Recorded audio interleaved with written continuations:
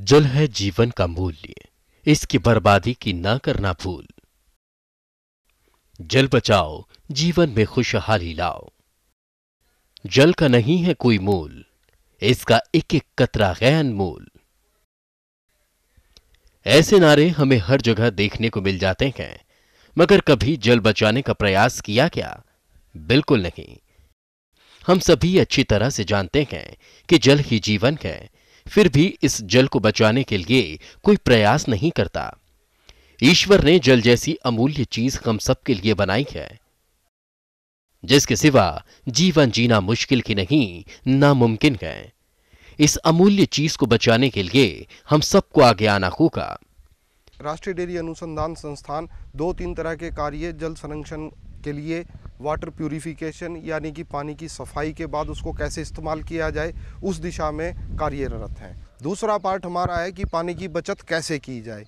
इस क्षेत्र की अगर हम बात करें, पंजाब, हरियाणा, दिल्ली, वेस्टर्न यूपी, यहाँ पे अभी पानी उपलब्ध है, तो इसलिए लोगों में जागरूकता की कमी है। जबकि अगर आप राजस्थान जाएं, गुजरात जाएं, मध्य प्रदेश जाएं, उन लोगों में पानी की कदर है। वो लोग क्योंकि पानी को इस्तेमाल करना जानते हैं, तो हमें भी उसी राह पे चलना पड़ेगा। तो इसलिए पानी का दोहन बहुत सोच समझ के करना चाहिए, उसको व्यर्थ नहीं बहाना चाहिए, और यदि हो सके तो पानी की रिसाइकलिंग करके उसको जगह जगह इस्तेमाल किया जा सकता है।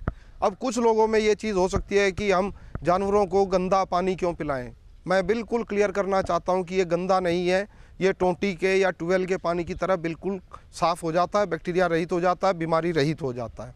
तो एक एस्पेक्ट तो हम ये कवर कर रहे हैं। दूसरा एस्पेक्ट ये है कि अपने आप ही जल का संरक्षण, उसका व्यर्थ बहना कैसे रोका जाए। अगर ½ इंच, आधे इंच की टोंटी जो अमूमन घरों में होती है, पशुशालाओं में होती है, अगर उसको हम खुला छोड़ दें और 16 घंटे तक खुला छोड़ दें, तो आपको जान के आश्चर्य होगा कि उसमें 28,800 लीटर पानी जो है वो व्यर्थ बहता जाएगा। तो इसी विषय में हमने कुछ अध्ययन किए हैं। यानी कि 1 इंच का पाइप अमूमन किसान भाई हमारे इस्तेमाल करते हैं फर्श धोने के लिए। तो अगर उस होज पाइप को हम देखें और 10 बाय 10 फुट का एक फर्श का टुकड़ा अगर धोना है, तो उसमें तकरीबन 250 लीटर पानी जो है वो खर्च हो जाता है। तो उससे बचने के लिए हमने एक मशीन जो है वो भी बनाई है, और उसको फार्मर जो है अपने घर पे ही बना सकते हैं, क्योंकि उसमें प्लम्बिंग का सामान है, पानी की पाइप है, और जो खेत में स्प्रे करने के लिए जेट होता है केवल उसका इस्तेमाल किया है। इसमें अगर हम 1 इंच की होज पाइप को इस्तेमाल करते हैं तो 10 बाय 10 फुट के एरिया में 250 लीटर पानी इस्तेमाल होता है। और जब हमने इससे अध्ययन करके देखा तो 10 बाय 10 फुट के एरिया में केवल मात्र 50 लीटर पानी जो है वो इस्तेमाल होता है। अब जानते हैं मशीन के बारे में जानकारी। इसमें ये 2 पाइप हैं जो कि एक पानी की पाइप से कनेक्टेड है, दूसरा पाइप हम प्रेशर के पाइप से कनेक्ट कर सकते हैं, और इनका फ्लो जो है, बहाव है, वो हम इन रेगुलेटर की मदद से कम ज़्यादा भी कर सकते हैं। यहाँ पे ये नोजल्स हैं जहाँ से पानी निकलता है।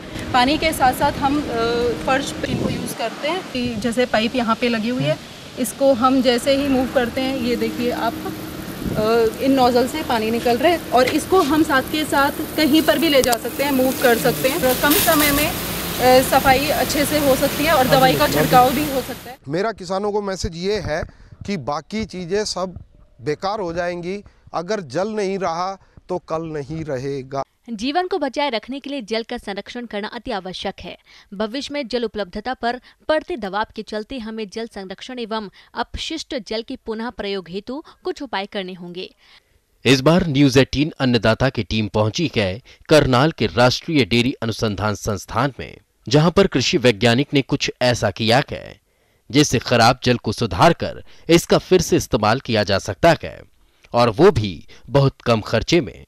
गंदे पानी को, जो पशुशाला का गंदा पानी है, उसको साफ कैसे किया जाए। तो इस सफाई के कार्य में हम दो चीज़ें जो हैं उनका इस्तेमाल करते हैं।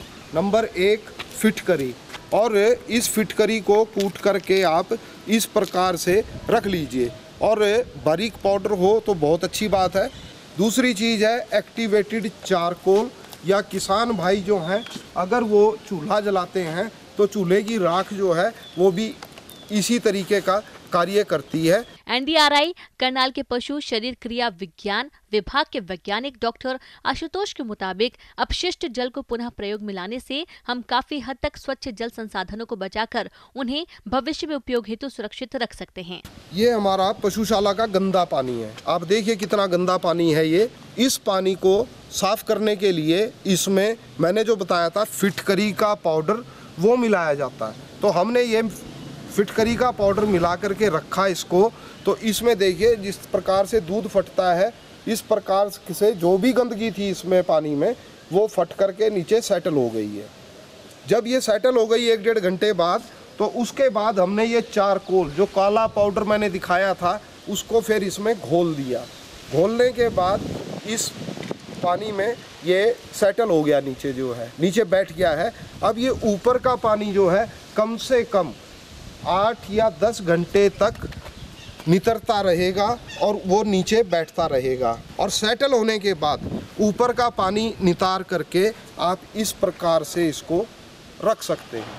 अब ये जो जल है ये बिल्कुल शुद्ध है। फिर इसका कपड़ छान कर सकते हैं आप। कपड़े से छानने के बाद ये पानी बिल्कुल ट्यूबवेल के पानी की तरह, जिस तरह टोंटी का पानी आपके घरों में आता है उसी प्रकार का पानी जो है ये मिलेगा आपको, बिल्कुल साफ़ सुथरा। और इसके नीचे कोई भी कण या कोई भी चीज़ जो है इसके नीचे नहीं है।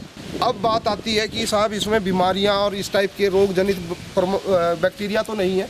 तो इसके लिए उसमें 1% का घोल सोडियम हाइपोक्लोराइट नाम से बाज़ार में मिलता है, 0.25 ml 1 लीटर पानी में डालना, जिससे वो जीवाणु रहित हो जाएगा। यह टेक्निक उन किसानों के लिए फायदेमंद होगी जहां गर्मी के मौसम में पानी की बहुत किल्लत होती है।